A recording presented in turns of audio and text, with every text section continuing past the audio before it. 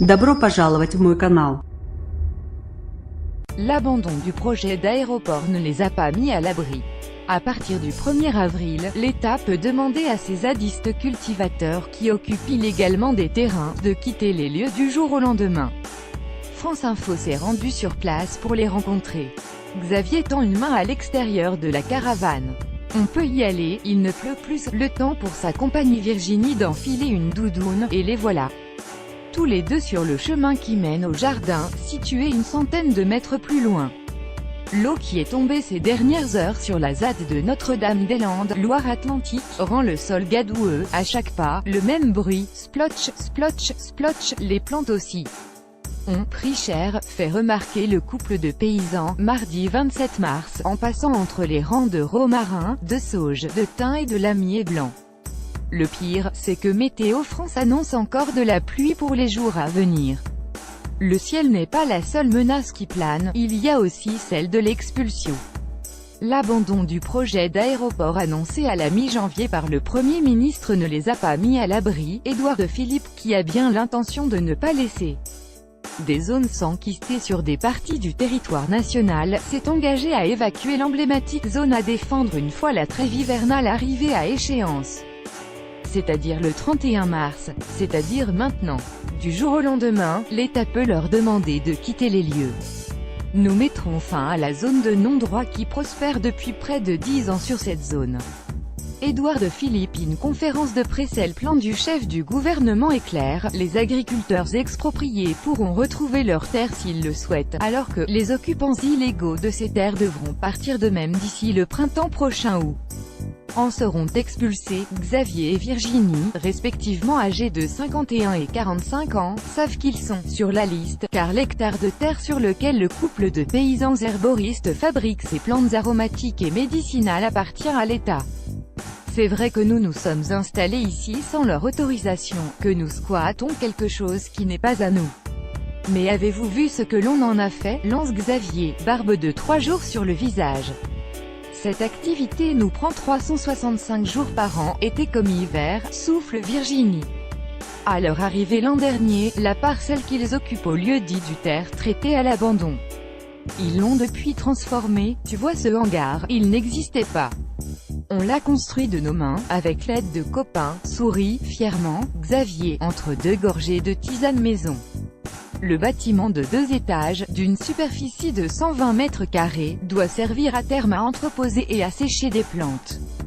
Pour l'instant, y sont stockés tous les outils de l'exploitation agricole, précise Virginie, en poussant vers l'arrière sa tignasse bouclée.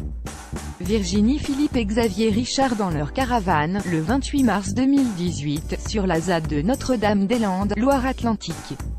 Raphaël Godet, France Info, assis au chaud, à l'intérieur de la caravane, le couple explique avoir eu l'opportunité d'enregistrer son activité dans le logiciel de la MSA, la Sécurité Sociale Agricole. Ce qui lui permet de vendre tisanes et condiments pour la cuisine dans une biocoop et sur un marché de Nantes le samedi matin. De quoi leur assurer un petit salaire de 1 000 € à 2 chaque mois. Suffisant, glisse-t-il, pour le mode de vie qu'ils ont choisi il y a des années.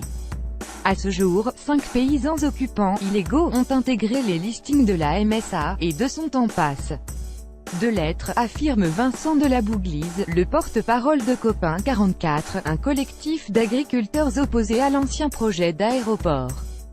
Reste que cette affiliation n'est pas une garantie de tranquillité. On entend dire que ceux qui ont un projet agricole pourraient être épargnés par l'expulsion. Il faut demander à la préfète, car rien n'est acté à ce jour. Vincent de la Bouglise, porte-parole de Copain 44 à France Info. La menace semble encore plus forte pour tous ceux qui ne sont pas affiliés à la MSA. Soit une centaine de personnes qui exercent elles aussi une activité agricole, depuis plusieurs années parfois. C'est le cas d'Antoine et Benjamin, 31 ans tous les deux. Le premier est arrivé à Notre-Dame-des-Landes il y a 6 ans. Après une prépa littéraire et des petits jobs de serveur dans un bar et de croupier dans un casino. Venu à l'origine pour défendre un projet bétonné XXL qui n'avait aucun sens, il s'est depuis lancé dans l'apiculture, a forgé le fer, travaillé le bois, élevé des chèvres, biné les jardins. Originaire du Nord, il a aussi appris à construire des hangars, des abris pour les animaux, l'agriculture, c'est 7 jours sur 7 pour moi, répète-t-il, cigarette roulée au bec, il nous arrive de donner des coups de main aux agriculteurs du coin, et eux aussi viennent nous dépanner quand on a besoin. Moi, je suis un citadin à la base. Je ne connaissais rien à la campagne, j'ai tout appris ici, sur le tas. Et j'ai encore plein de choses à apprendre.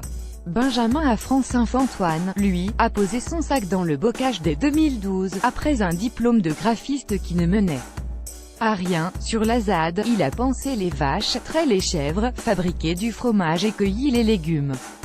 Navets, pommes de terre, poireaux, poivrons, aubergines en fonction des saisons, et graines ce gaillard aux larges épaules, en remettant son bonnet en place, de peur d'attraper froid.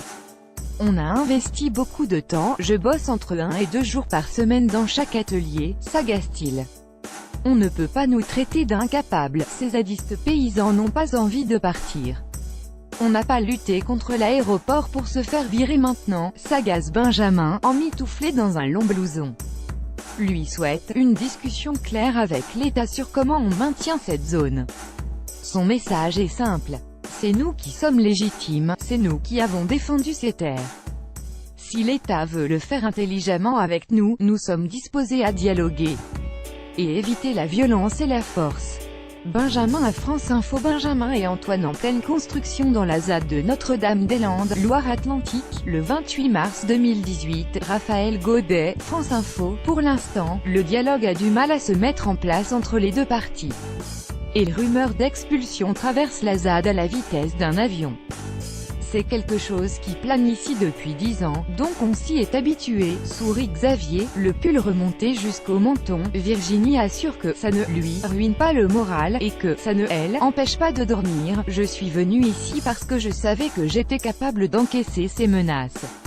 Virginie à France Info. Les bottes pleines de boue, Antoine est persuadé qu'il y aura une résistance comme en 2012. Cette année-là, les forces de l'ordre avaient échoué dans leur tentative d'expulsion. Malgré les nombreuses destructions, les occupants avaient tout remis debout. Et il promet que ce sera la même chose cette année encore, ils vont arriver, ils vont tout péter, et puis après, on reviendra. En fait, on est déjà en train de réfléchir à comment on va tout reconstruire après. Antoine la France Info. En attendant, chacun surveille d'un œil ce qui se passe autour des 1650 hectares de la ZAD. Comme ils l'ont toujours fait.